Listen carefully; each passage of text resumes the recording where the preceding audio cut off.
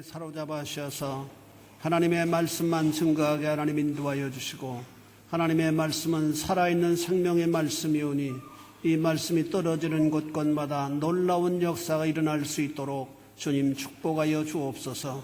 오늘 참여하지 못한 심령들 많습니다. 그들 어디 있든지 간에 지키시고 권고하여 주옵소서. 예수님 거룩하신 이름 받들어 기원하옵나이다. 아멘. 어느 분이 이런 글을 썼습니다. 농부가 밭에 씨를 뿌릴 때에는 마치도 씨를 버리는 것 같고 또 씨를 허비하는 것 같이 보입니다.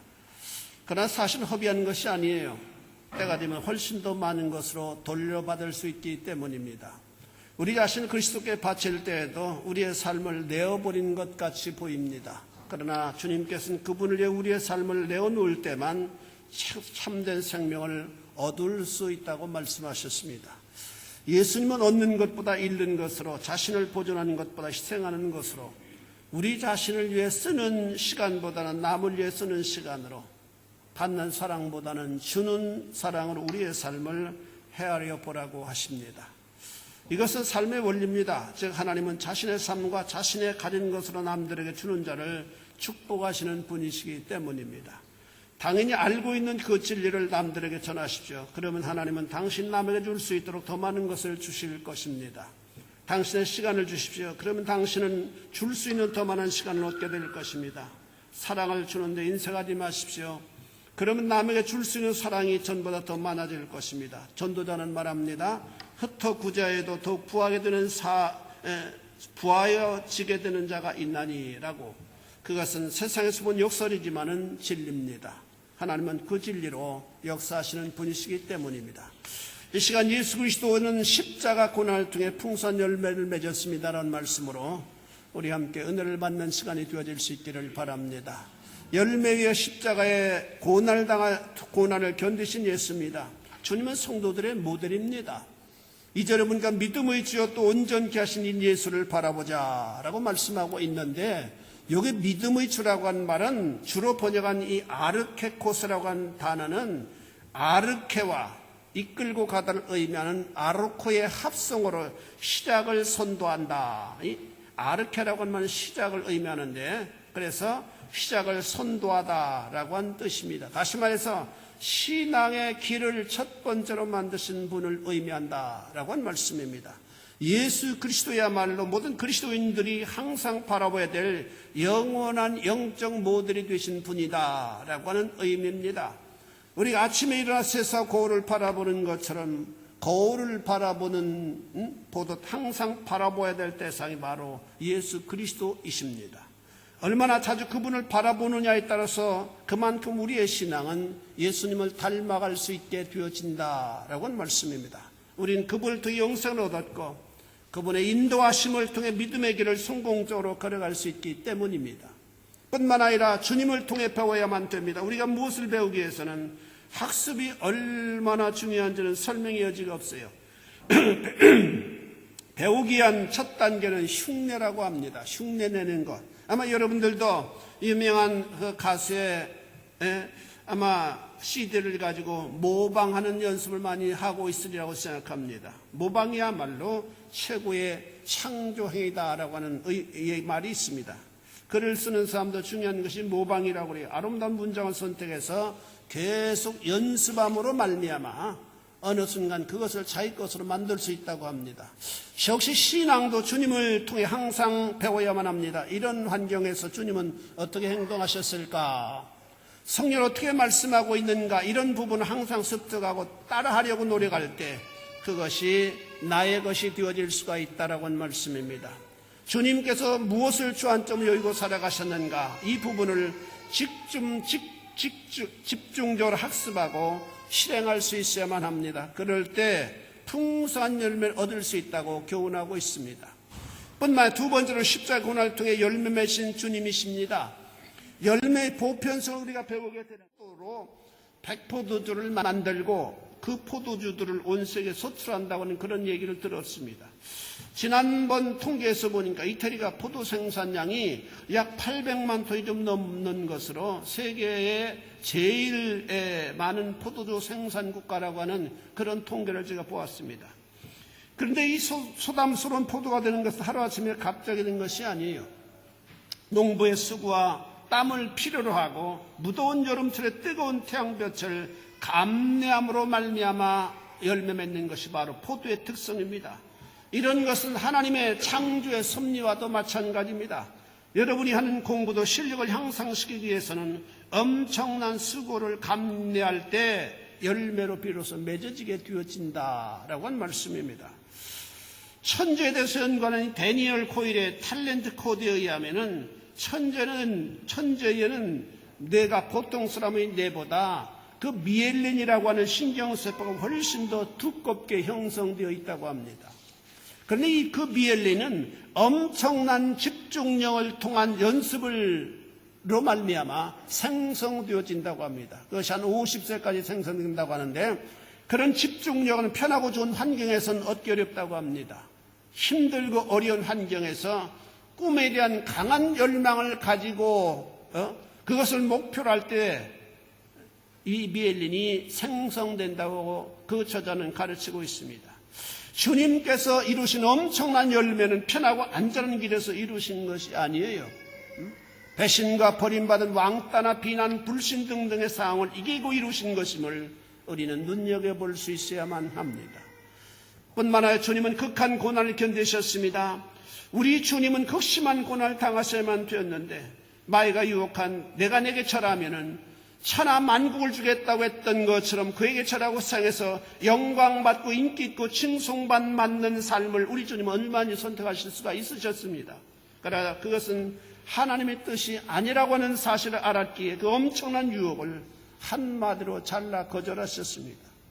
그리고 흉악한 죄인 지는 무거운 십자가를 선택하셨습니다. 그 길은 고난의 여정이셨습니다.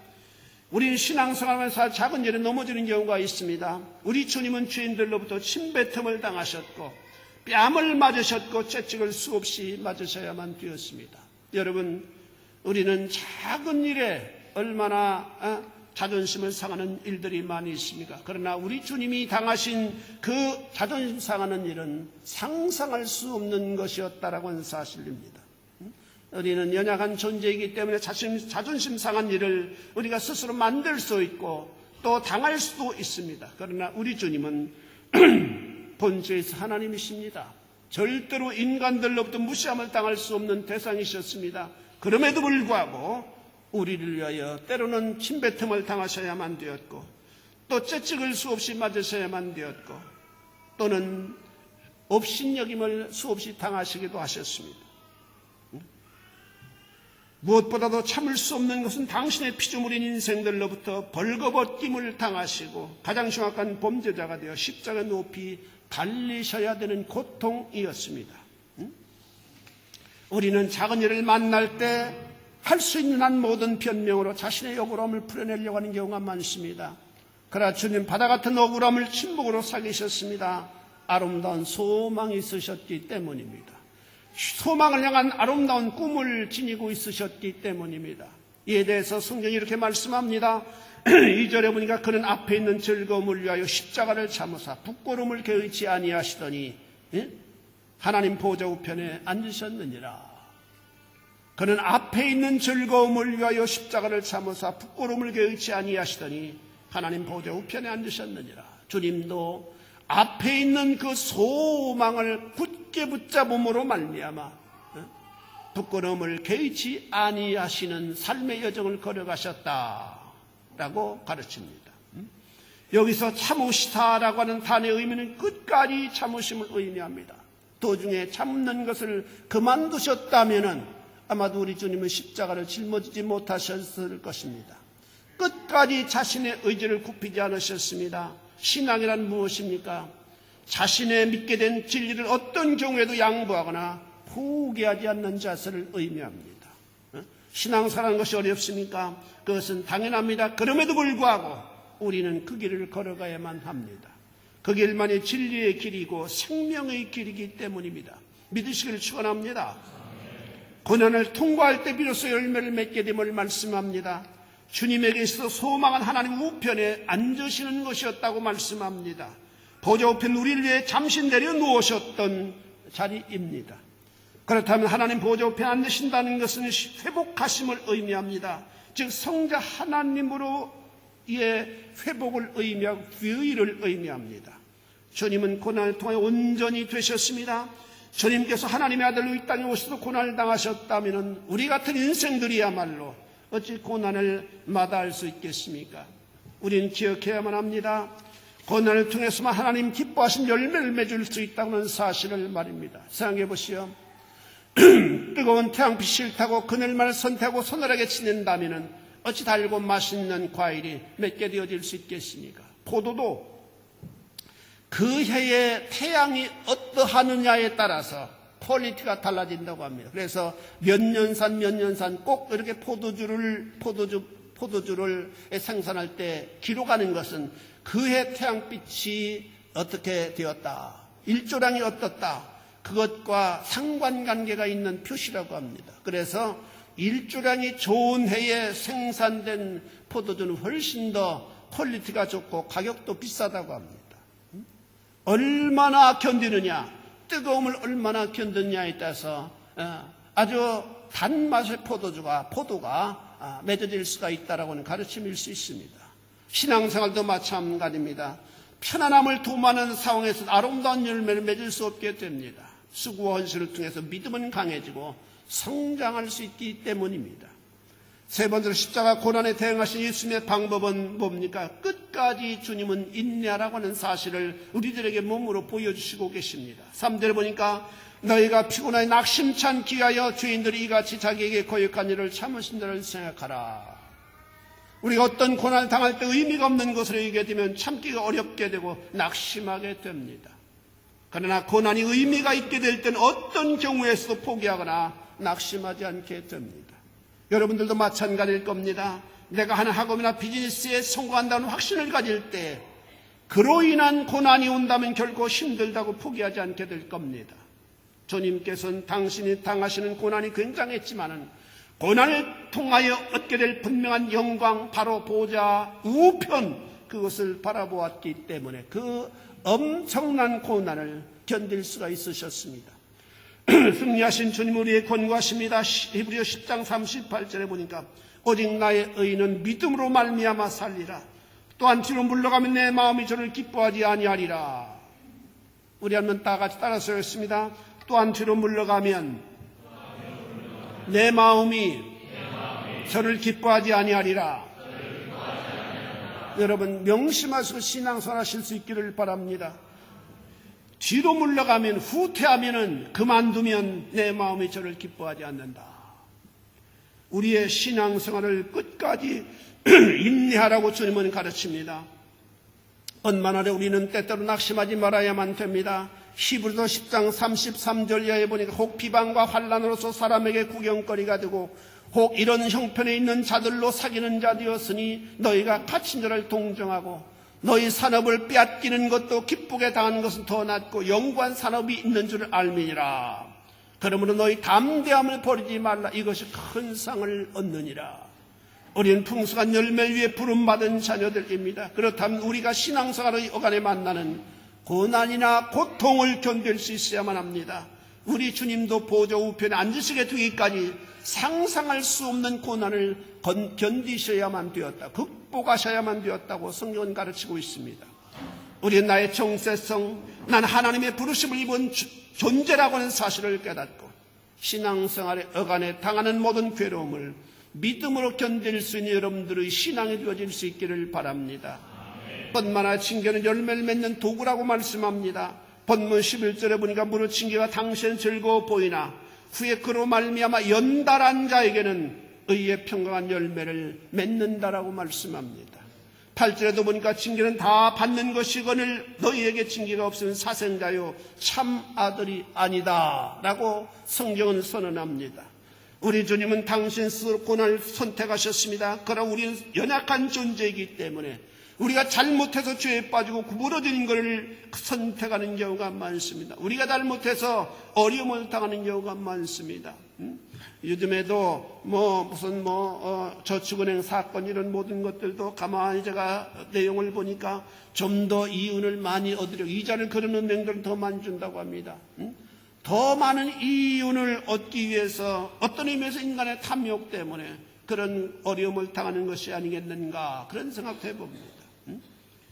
우리는 우리가 잘못함으로 말미암아 잘못 선택하고 그래서 어려움을 경험하는 경우가 많습니다. 그러면서 그 사실을 깨닫지 못하고 원망을 하는 경우가 많습니다. 그럴 때 하나님 우리를 고난의 풀무불 속에 집어 던집니다. 그래서 우리로 하여금 그 길을 돌이키도록 만듭니다. 인생은 연약하기 때문에 고난을 통해 바른 길을 비로소 찾을 수 있게 됩니다. 사랑하는 성도 여러분, 이 땅에 위대한 인생들 치고 고난을 통과하지 않는 사람은 아무도 없습니다. 아주 좋은 환경은 개인으로 하여금 나태와 게으름을 익수하게 만들기 때문에 편안한 환경, 좋은 환경 속에서 위대한 인물은 태어난 적이 없다고 말합니다. 하나님 우리를 때로는 고난의 용광로에 집어넣어 혹독하게 다루십니다. 용광로의 모든 철조각들을 못 쓰는 것들을 다 집어넣으면 모두 녹아버립니다. 형태가 없어집니다. 붉은 물이 됩니다. 그리고 그 녹은 샘물을 주인이 원하는 주용물에 부어 형체를 만듭니다. 그래서 녹슬고 쓸모없는 철조각들이 새로운 형태를 이루게 되고 또 유용한 물건으로 태어나게 되어지는 모습들을 우리는 얼마든지 볼 수 있게 됩니다. 사랑하는 성도 여러분, 하나님 우리를 세상에 보내실 때 목적 있게 하셨습니다. 이 땅에 무의미하게 태어난 인생은 아무도 없습니다. 그런데도 유감스럽게 하나님을 발견하지 않고는 자신의 정체성을 깨달을 수 없다고 하는 데에 문제가 있습니다. 요즘에 우울증이 굉장히 많이 있다고 합니다. 우울증의 근간이 뭐요? 나 같은 자는 쓸모없는 존재인데 내가 왜 태어나서 이렇게 고생을 하는가? 그런 어떤 사단이 갖다 준 생각에 지배를 받는 것이 바로 우울증의 특징이 아니겠습니까? 그래서 삶의 의욕을 잃어버리고 삶의 목적을 상실한 그런 채 살아가는 그런 사람들이 많습니다. 여러분, 행여나 그런 마음이 여러분들에게 찾아올 때마다 나사렛 예수 그리스도의 이름으로 명령하여 그런 마음들을 물리칠 수 있게 되기를 바랍니다. 우리 하나님의 말씀을 통해 새로운 교훈을 받게 됩니다. 하나님 우리로 하여금 풍성한 열매를 맺게 되기를 소원하십니다. 그 풍성한 열매를 위해서는 주님처럼 고난을 견딜 수 있는 용기가 필요합니다. 주님께서 그렇게 하셨기 때문입니다. 고난이야말로 우리의 풍성한 영적 열매를 맺게 하는 보조 재료일 수 있습니다. 그렇다면 우리의 시각이 변해야만 합니다. 고난을 견디고 수용할 때 풍성한 열매를 얻을 수 있습니다. 주님은 신이 우리에게 삶을 통해 가르쳐 주셨습니다. 한 번밖에 살아갈 수 없는 우리의 삶을 주님 기뻐하신 풍성한 열매를 주렁주렁 맺는 여러분 성도들이 되어질 수 있기를 주님의 이름으로 축원해 드립니다. 기도하시겠습니다. 자비하신 아버지 하나님, 주님의 은혜를 감사합니다. 아버님, 우리가 열매를 아버님의 수확하는 계절을 통과하고 있습니다. 아버님, 어떻게 열매를 맺었던지 간에 아버지 하나님, 우리는 수확을 아버지의 열매들은 기다리고 있는데 풍성한 열매를 맺은 자들에게는 주인의 기쁨이 임하게 되어지겠고, 참으로 허술한 열매를 맺는 자들에게는 주님이 아버지 하나님이여 참으로 주님의 마음을 상하게 할 수밖에 없다고 하는 사실을 이 기절 우리가 깨닫게 하나님 인도하여 주셔서, 그렇다면 우리들은 어떤 열매를 맺고 있는지 살펴보게 하나님 인도하여 주시고, 아버지 하나님이여 풍성한 열매를 맺는 일에 우리가 전력을 다 기울이게 하나님 인도하여 주셔서 우리의 삶의 모든 순간들이 아름다운 열매를 맺는 기회가 되어질 수 있도록 주님 축복하여 주옵소서. 예수님 거룩하신 이름 받들어 기도 올리옵나이다. 아멘.